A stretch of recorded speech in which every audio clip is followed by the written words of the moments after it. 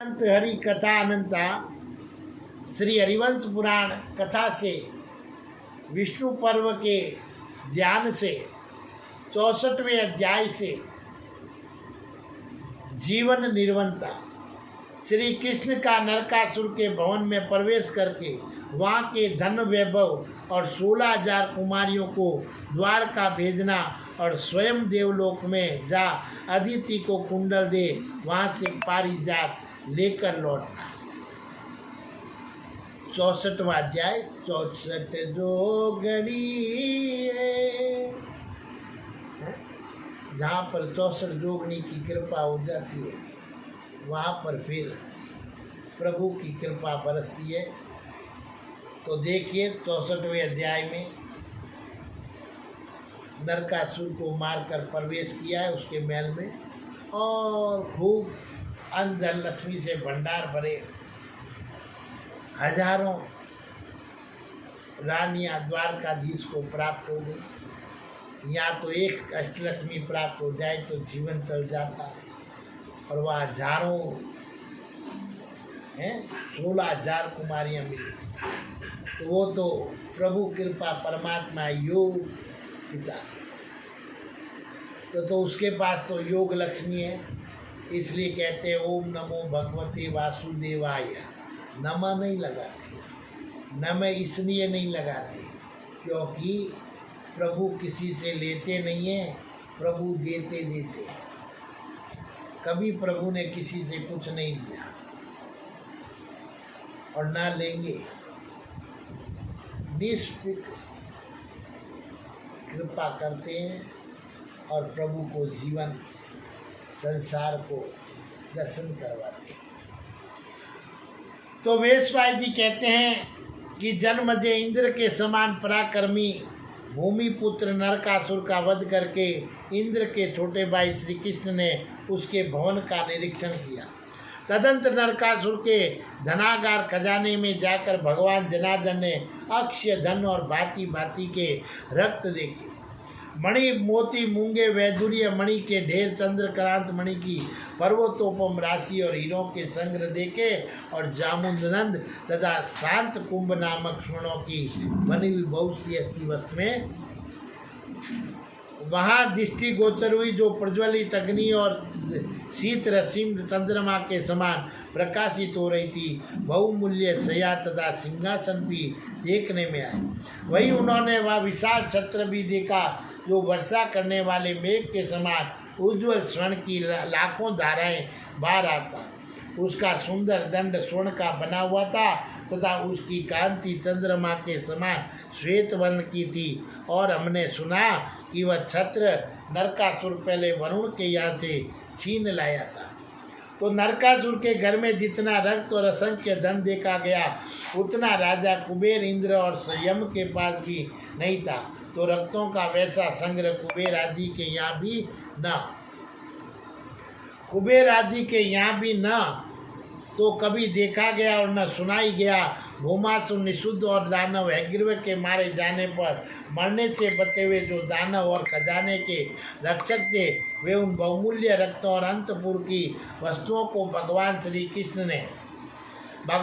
कृष्ण के पास ले आए, जिन्होंने पाने और रखने की योग्यता एकमात्र श्री कृष्ण में ही थी।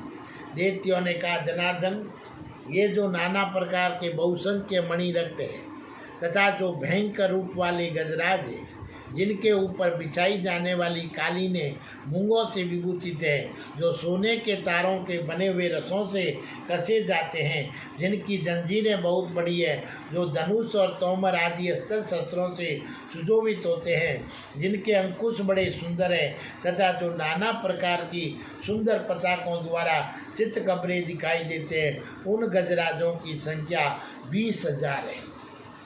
और इनसे दूनी हथनियाँ हैं। 8 लाख उत्तम देसी घोड़े हैं, और इनके सिवा बहुत सी गोएँ इनमें से, जिनके लिए आपको जितनी आवश्यकता हो उतनी संख्या में हम इन सब को विष्णु और अंधकवंशी यादवों के निवास स्थान द्वारका में पहुँचा देंगे। प्रभु महीन ऊनी वस्त्र, अनेक प्रकार की अनेक प्रकार की सयाएँ, बहुत से आसान इच्छानुसार बोली बोलने वाले और देखने में सुंदर पक्षी, चंदन और अगुर, काष्ठ और काला गुरु तथा तीनों लोकों में जो धन और रक्त यहाँ संचित है, उस सब पर आपका धर्मत अधिकार हो गया।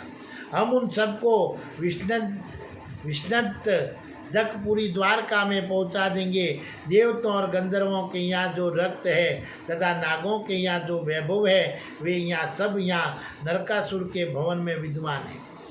वेदव्यास जी कहते हैं, जन्मजय भगवान श्री कृष्ण ने वह सारा वैभव लेकर उसकी परीक्षा करके सबका सब दानवों द्वारा द्वारकापुरी को पहुँचवा दिया। तदंतर माधव ने स्वर्ण की वर्षा करते हुए वरुण के उस छत्र को स्वयं ही उठाकर गरुड़ पर रख दिया और मूर्तिमान मेघ के समान आकाशगामी पक्षी पर वह गरुड़ पर वे स्वयं भी बैठ गए। तत्पश्चात वे गृह श्रेष्ठ मणि पर्वत के समीप गए। वहाँ बड़ी पवित्र हवा चल रही थी। सोने के समान रंग वाली मणियों की निर्मल प्रभा सूर्य को तिरस्कृत करके और प्रकाशित हो रही थी। वहाँ मधुसूदन ने बहुत से वेदुरमणि के समान रंग वाले प्रकाशमान द्वार और घर देखे, जहाँ वंदन वारें बंधी थी और पताकाएं फैला रही थी। वह मणि पर्वत जो कन्याओं का अंतपुर था और बिजली से उठे हुए मेघ के समान प्रकाशित होता था, जिनमें सोने के विचित्र चंदोवा तने हुए थे, ऐसे महल उसकी शोभा बढ़ाते थे। वहाँ मधुसूदन ने श्वेत स्वर्ण के समान कांति वाली प्रधान गंधर्वों और देवताओं की उन प्यारी पुत्रियों को देखा जो उस पर्वत की कंदरों में कैद की गई थी। उन सब के नितम भाग स्थूल और मासल थे और नरकासुर ने सब ओर से लाकर उन्हें रख छोड़ा था और वह प्रवेश स्वर्ग के समान सुगंध था। वहाँ रहती हुई वे कुमारियाँ नरकासुर से पराजित नहीं हुई थी। उन्होंने काम भोग का परित्याग कर रखा था और वे देवियों के समान वहाँ सुखपूर्वक रहती थी। तो एक वेणी धारण करने वाली तथा कासाय वस्त्र से अपने अंगों को आच्छादित करने वाली उस समस्त कुमारियों ने महाबाहु श्री कृष्ण को चारों ओर से घेर लिया और उन्होंने अपनी इंद्रियों को पूर्णता संयम में रखा था। व्रत और उपवास करने के कारण उनके सारे अंग दुर्बल हो गए थे और वे सदा श्री कृष्ण के दर्शन की अभिलाषा रखती थी। यदुकुल के सिंह श्री कृष्ण के पास जाकर उन सब कुमारियों ने हाथ जोड़ लिए। नरकासुर, मान, असुरपुर, यज्ञ तथा निशुंद को मारा गया जानकर वे सब स्त्रियां श्री कृष्ण को घेर कर खड़ी हुई। जो बड़े बूढ़े दानव उन कुमारियों के रक्षक थे, उसकी अवस्था बहुत अधिक थी। उन सब ने हाथ जोड़कर यदुनंदन को प्रणाम किया और विषभ के समान विशाल नेत्र वाले श्री कृष्ण का दर्शन करके उन समस्त सुंदरियों के मन में उन्हें पति बनाने का संकल्प उदित किया। श्री कृष्ण का चंद्रमा के समान मनोहर मुख देखकर उनकी सारी इंद्रियां आनंद सिंधु में निमग्न हो गई थी। वे अत्यंत हर्ष में भरकर उन महाबाहु से इस प्रकार बोली। भगवान पूर्व काल में वायुदेव ने तथा संपूर्ण भूतों के मनोभाव को जानने वाले देव ऋषि नारद ने भी जो बात कही थी वे आज सत्य हो गई। उन्होंने कहा था कि शंख, चक्र, गदा और खड्ग धारण करने वाले जो सर्वव्यापी नारायण देव हैं, वे भूमि पुत्र नरक का वध करके तुम सब लोगों के पति होंगे। हम चिरकाल से जिन शत्रु दमन श्याम सुंदर के विषय में बहुत कुछ सुनती चली जा रही है, आज उन्हीं परम प्रियतम प्रभु को प्रत्यक्ष देखने का हमें सौभाग्य प्राप्त हुआ है। आज आप परमात्मा के दर्शन से हम सब कृतार्थ हो गई। और तब इंद्र के छोटे भाई माधव ने उस समस्त कमल नैनी युवतियों को सांत्वना दी और उनकी ओर देखा और उनसे वार्तालाप किया। इसके बाद मधुसूदन केशव ने उनका यथोचित सम्मान तथा उनसे संभाषण करके उन्हें कीकर नामक दानवों से युक्त शिविका पर सवार कराया। वायु के समान वेगशाली कीकर नामक सहस्त्र राक्षस उनकी शिविकाएं ढोने लगे। उस समय उनका मान घोष सर्वत्र छा गया। उस पर्वतराज मणि पर्वत का जो सर्वोत्तम एवं प्रशंसित शिखर था, वह निर्मल सूर्य और चंद्रमा के समान प्रकाशित होता था। उसमें मणि एवं स्वर्ण के फाटक बने हुए थे। वहाँ पक्षियों के समुदाय हाथी, मृग, सर्प और वृक्ष शोभा पाते थे और बंदरों के समुदाय सब और भरे हुए थे। वहाँ के प्रस्तर और शिलाएं बहुत सुंदर थी और नयन को 12 सिंगा वेशस वरा और रुरु मृग उसका सेवन करते थे और वहाँ अनेक झरने गिरते थे और उसके कहीं बड़े बड़े आंतर शिखर थे। उसके सिंह और वृक्ष विचित्र शोभा से संपन्न थे। मणि पर्वत का वह शिखर अत्यंत अद्भुत और अचिंतनीय था। मृगों के झुंड वहाँ दौड़ लगाते रहते थे। चकोरों के झुंड और मोर अपने कलरों से उसे प्रतिध्वनित किए रहते थे और अत्यंत बलशाली भगवान श्री कृष्ण ने अपनी दोनों भुजाओं से उस तेजस्वी पर्वत शिखर को उखाड़ कर और पक्षी प्रव गरुड़ की पीठ पर रख लिया।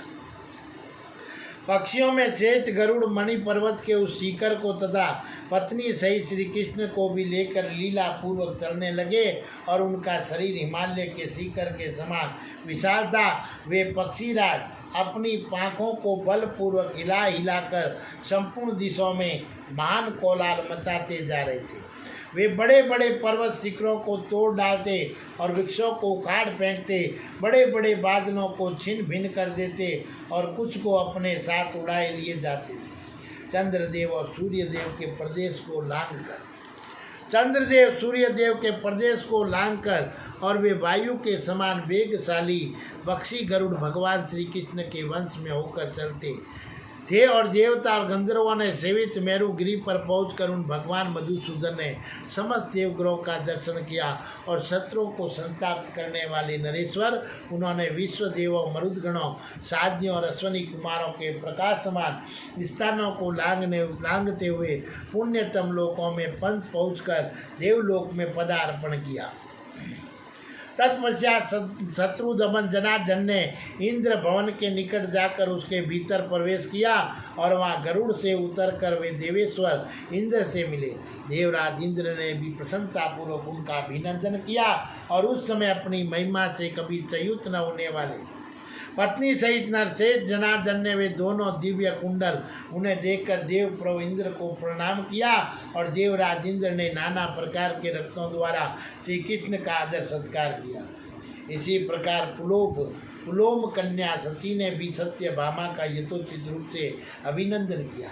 तदंतर इंद्र और भगवान श्री कृष्ण दोनों ने एक साथ होकर देव माता अदिति के अत्यंत समृद्धशाली दिव्य भवन में प्रवेश किया। वहाँ उन दोनों महात्माओं ने महाभागा तपस्विनी अदिति का दर्शन किया। बोलिए माता अदिति देव की जय। तो माता अदिति देव के यहाँ दर्शन किया और जिनकी सब ओर से अप्सराएं उपासना सेवा करती थी।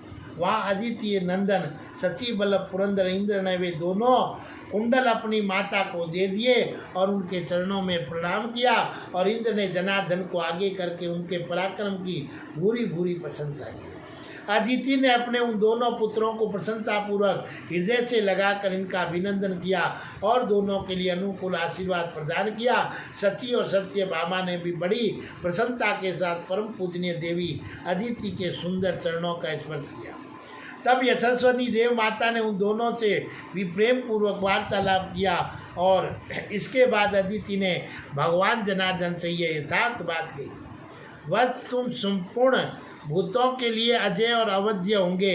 जैसे ये देवराज इंद्र है उसी प्रकार तुम भी अपराजित और लोक पूजित होंगे। ये सुंदरी सत्यभामा सदा प्रिय दर्शना संपूर्ण लोकों में विख्यात दिव्य गंध वाली मनोरमा सुस्थिर यौवना सौभाग्यवती तथा स्त्रियों में उत्तम। श्री कृष्ण जब तक तुम मानव बनकर मनुष्य लोक में रहोगे तब तक बहु सत्यभामा बूढ़ी नहीं होगी। देव माता अदिति के द्वारा इस प्रकार सत्कार पाकर देवराज की आज्ञा ले उनसे रक्तों द्वारा पूजित हो महाबली श्री कृष्ण सत्यभामा सहित गरुड़ पर आरूढ़ हुए और देव ऋषियों द्वारा प्रशंसित देवताओं के कीड़ा कानन नंदन वन में सब और घूमने लगे। इंद्र के उस कीड़ा वन में महाबाहु श्री कृष्ण ने पारिजात नामक दिव्य विशाल वृक्ष को देखा जो देवताओं द्वारा पूजित था। वह दिव्य वृक्ष सदा ही फूल धारण करने वाला पवित्र गंध से सुवासित तथा परम उत्तम था। उसके पास जाने पर सब लोगों को अपने पूर्व जन्म की बातों का स्मरण हुआ था। देवता उस वृक्ष की रक्षा करते थे, परंतु अमित पराक्रमी श्री कृष्ण ने उसे बलपूर्वक उखाड़कर गरुड़ की पीठ पर रख लिया। वहाँ श्री कृष्ण तथा सत्यभामा ने दिव्य अप्सरों के समुदाय को देखा और उन्होंने भी पीछे से दिव्य युवती सत्यभामा का दर्शन किया।